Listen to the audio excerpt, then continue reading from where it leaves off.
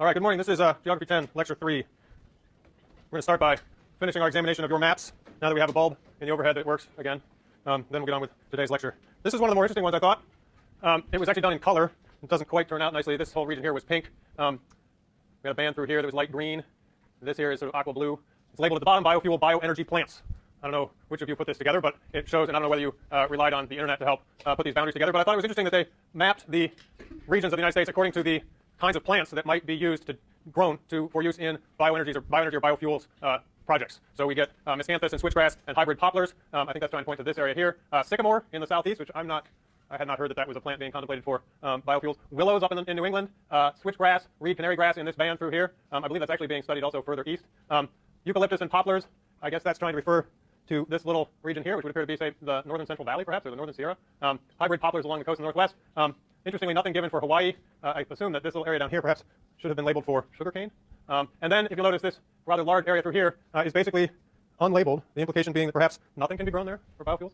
Anybody who did this map want to clarify, or anybody who did this map in the room wish to identify themselves? No. All right. So another way of putting the regions of the United States together, in this case, I think it does a good job of, there is a label, or a title for the map. I suppose you might have wanted there to be a single legend with the different colors, but instead the lines indicating the different parts of the country are adequate, I would say. Who knows exactly how accurate this is, but it was an interesting way of thinking about the regions of the United States, and one that might actually be increasingly relevant in the years to come. What do you think of this one? They folded the map, and then they colored the different parts as defined by the folds, and created regions that way, and then they labeled it folding a map into 6 pieces. There's only one problem with this map, apart from the fact that it doesn't really depict anything. What's that? Anybody see? It's actually 8. They folded it in half, and then in half again, and then in half again, and then they miscounted. Regional accents of the United States. New Jersey, New York, Boston all have their own accents. Chicago, which actually takes in the entire Great Lakes. Scandinavian, Texan, Cajun, Southern, SoCal, NorCal going straight up into coastal Oregon, Washington, and then Midwest. And this would put my hometown right on the boundary between Chicago and Midwest. I don't know if that's accurate. Anyway, there were actually a number of maps that focused on accents. We can compare that one with this one. Here we get the funny O, which I guess is, what, all of this? Rather large part of the country. I've never heard of the funny O accent. Actually, it's trying to be actually a couple different ones here. Let me look at this more closely. The funny O, I'm sorry, the funny O is actually intended to be only these states right up here. And then it doesn't turn out because it's on like red and then pencil and then blue. Country accent is these states here. Normal is this area here. Isn't it the case? Everyone thinks they're the only ones who don't have an accent. Chicago and Brooklyn are treated as one common accent that happens to just have 2 little spots in the country. What else have we got? For some reason, Kentucky and Tennessee are mapped as being part of country. So country is also discontinuous. It's this area here, and then Texas, Oklahoma, these 3 states, and Montana. What else? Midwest, Deep South, Northeastern.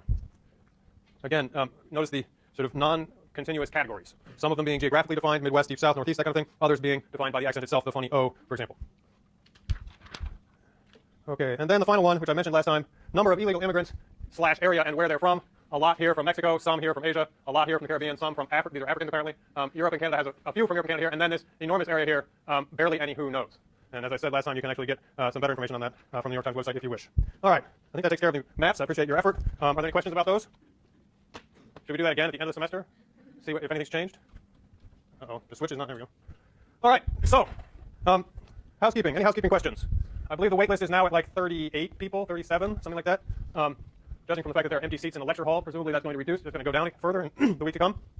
Any other issues anybody needs to raise? No?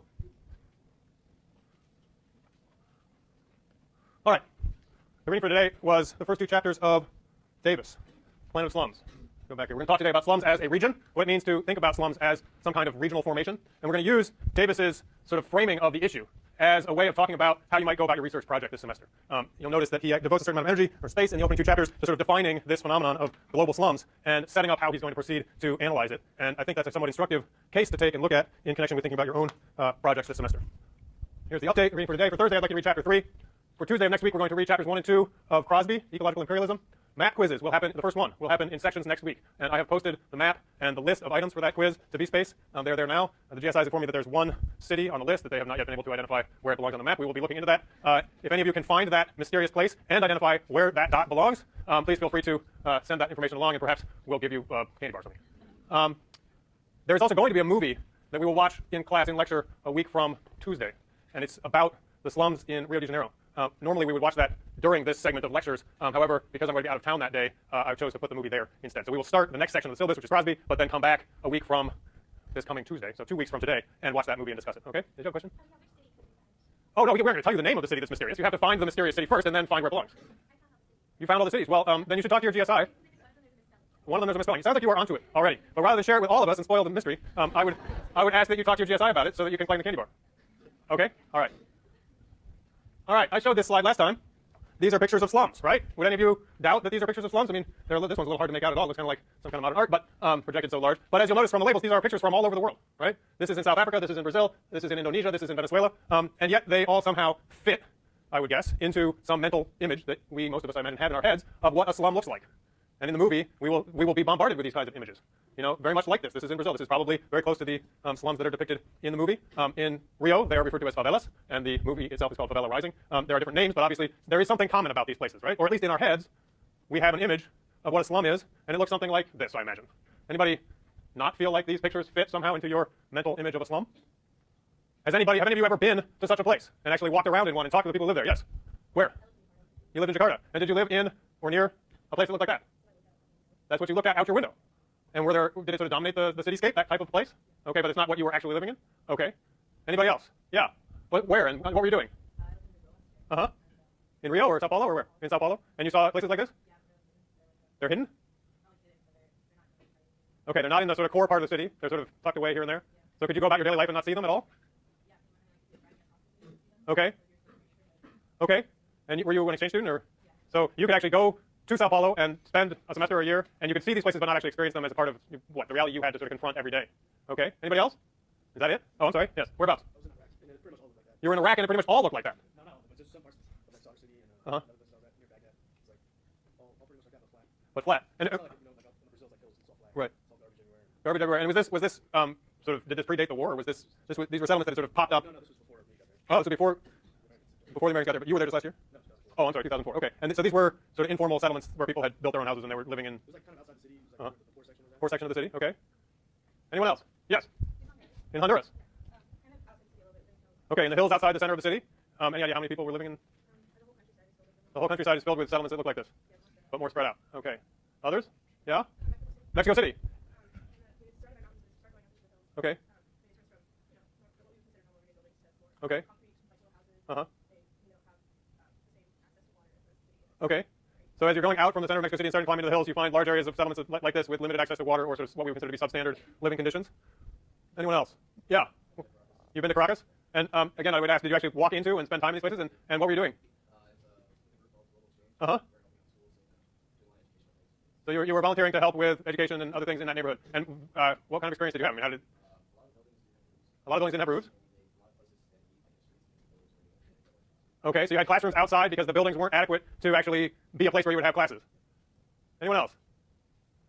Okay. I would note, just from the handful of remarks that we've heard here now, first that clearly, from your own experience, you can vouch that these places exist in a variety of parts of the world, right? They're not limited to any one place, and that they all seem to share some common features. Again, at least you can identify them as somehow belonging in a category that is somehow captured in these photographs.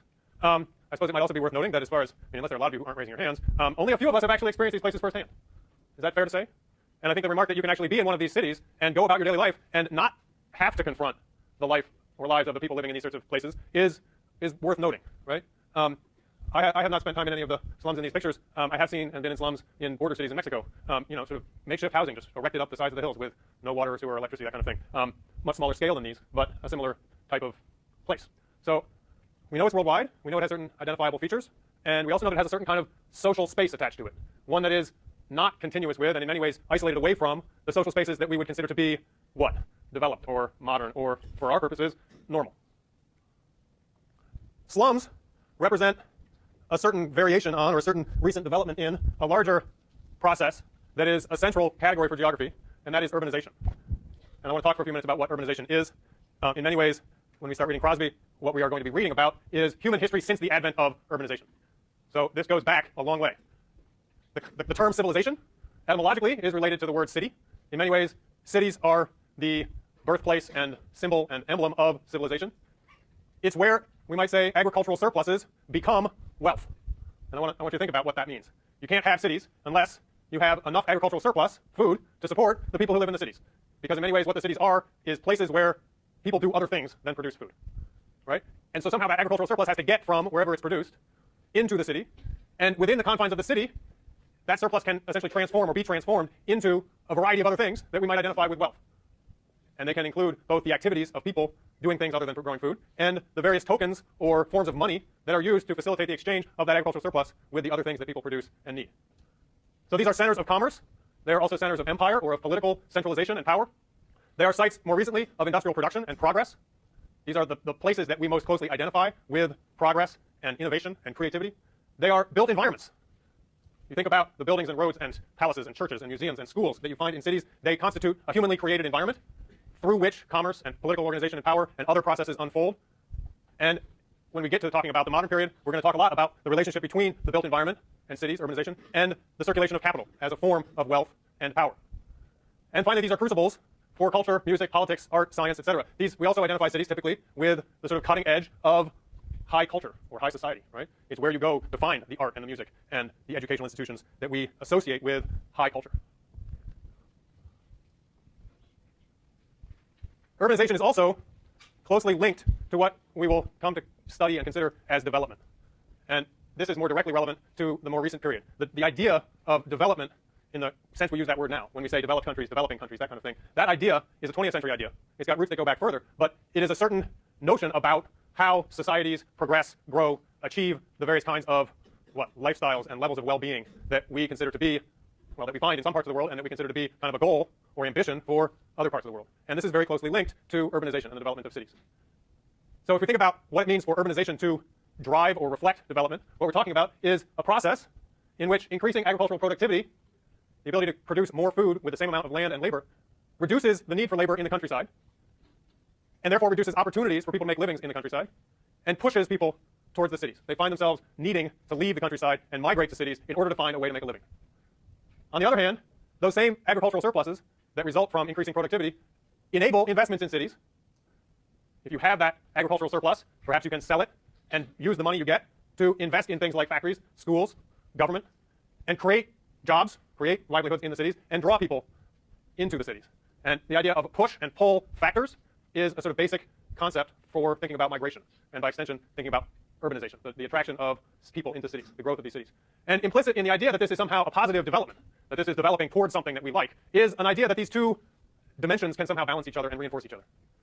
Sort of in the best of all possible worlds, they go together and they reinforce each other. The more development you have of agricultural productivity in the countryside, the more people shift to the cities, and the more there are opportunities in those cities for people to do things. Yeah? What are the incentives for people in the agricultural sector to stay? Good question.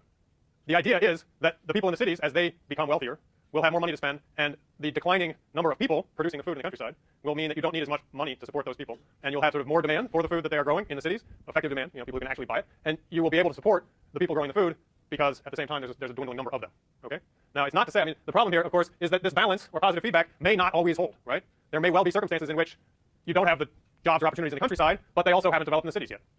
Or you might have too many people in the cities and not enough productivity in the agricultural sector to produce the food that's needed for everyone in the cities. So the idea that this will somehow magically move forward in a way that works for everyone, so to speak, and is, so produces the kind of prosperity and progress that we associate with development is not something you can take for granted or just assume. And in many ways, what Davis is talking about when he zeroes in on the question of slums is precisely that this balance, this positive feedback, is not working, is not there, and perhaps that this is a new problem or a new phenomenon in the second half of the 20th century. So here's a map depicting urban areas of 5 million people and over at different points in time. So the empty circles are cities that were that big in 1950. The filled-in circles have become 5 million and over just since 2000. And the little target dots are the ones that are projected in 2015. And this map is a couple years old. Some of these may already have become cities of 5 million and over. But if you look, in 1950, how many of them were there? There was New York, London, Paris.